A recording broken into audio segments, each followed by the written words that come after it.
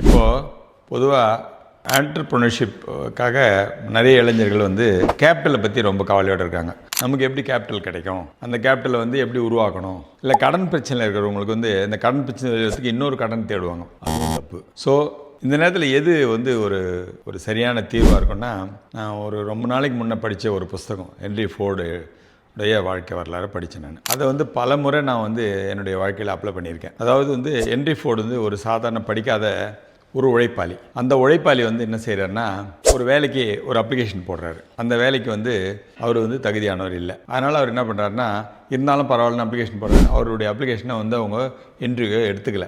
ஆனால் இன்டர்வியூ தேதி தெரிஞ்சு அவர் போய் வெயிட் பண்ணுறாரு. அவர் கூப்பிடவே இல்லை யாரும். ஸோ இன்டர்வியூ முடிஞ்சு செலெக்ஷன்லாம் முடிஞ்சிடுச்சு. இவர் வெளியே வெயிட் பண்ணுறாரு. இவர் உள்ளே கூப்பிடல. ஆனாலும் இவர் போய் என்ன பண்ணுறாரு, மேனேஜர் அணுகிறார். நான் இந்த மாதிரி அப்ளை பண்ணியிருக்கேன், உங்களுக்கு தான் பேப்பருக்கு எலிஜிபிலிட்டி வரலையே, அதனால் உங்களை கூப்பிடல அப்படின்னாங்க. இல்லை நீங்கள் சொல்கிற வேலைக்கு இந்த தகுதி தேவையில்லை, இதோட திறமையின் அடிப்படையில் செயல்பாடுறவங்க தான் இந்த ப்ரொடக்ஷனை அதிகப்படுத்த முடியும், நீங்கள் எங்கிட்ட இந்த வேலையை கொடுத்து பாருங்கள், நான் உற்பத்தி அதிகப்படுத்துகிறேன்னு சொல்கிறாரு. ஸோ அதை நம்பி என்ன பண்ணுறாரு மேனேஜரு, இவருக்கு ஒரு வேலை அதே துறையில் போட்டு தராரு.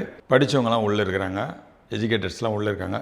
அது நடுப்புற இவர் படிக்காத ஒரு ஆள் போய் உள்ளே போயிட்டு வேலையில் சேர்றாரு. வேலையில் சேர்ந்து இவருடைய ப்ரொடக்ஷன் மெத்தடில் ஒரு ஸ்மார்ட் ஒர்க்கை காமிக்கிறாரு.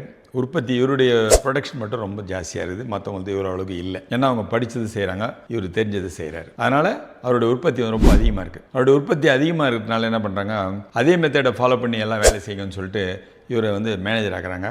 மற்றவங்களாம் படித்தவங்களாம் இவருக்கு கீழே வேலை செய்ய வைக்கிறாங்க.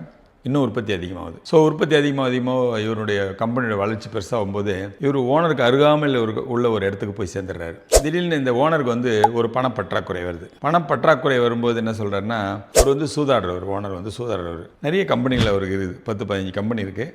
அதில் ஒரு கம்பெனி தான் இவர் வேலை செய்கிற ஒரு கம்பெனி. அந்த கம்பெனி வித்துறது தான் முடிவு பண்ணுறாரு. இந்த ஃபோர்டு கிட்ட அது ஆலோசனையாக கேட்குறாரு. அப்படி கேட்க சொல்ல ரொம்ப திறமையான நீயே தான் இந்த கம்பெனி வாங்கிக்கன்னு சொல்கிறார். இவர் சாதாரண மேனேஜ்மெண்ட்டில் இருக்கிற ஒரு எம்ப்ளாயி, எப்படி ஒரு கம்பெனி வாங்க முடியும் அப்படின்னு சொல்லிட்டு, சரி நீ யோசனை பண்ணி வை, நான் காலையில் வரேன்ட்டு ஓனர் கிளம்பிடுறாரு. அப்போது அந்த கம்பெனி வளாகத்தை புகைச்சிக்கிட்டே அந்த கம்பெனியை ஒரு வளாகத்தில் வராரு. அப்போ அவருக்கு ஒரு ஆலோசனை வருது. அந்த ஆலோசனையை வச்சு காலையில் ஓனர்கிட்ட பேசுகிறாரு. ஐயா, நான் உங்கள் கம்பெனி வாங்கிக்கிறேன், நான் இப்போ பாதி பணம் இப்போ கட்டுறேன், மீதி பாதி பணத்தை ஒரு வருஷம் பொறுத்து கட்டுறேன், எனக்கு இந்த கம்பெனி என் கையில் இன்றைக்கே ஹேண்ட் ஓவர் பண்ணிவிடுங்க. ஒரு ஆனஸ்ட்டாக இந்த கம்பெனியை ஃபோர்டு கையில் ஒப்படைச்சிடுறாரு. ஸோ ஃபோர்டு நைட்டு இரவு பூரா சுற்றி வந்தார்னு சொன்னேன் இல்லைங்களா.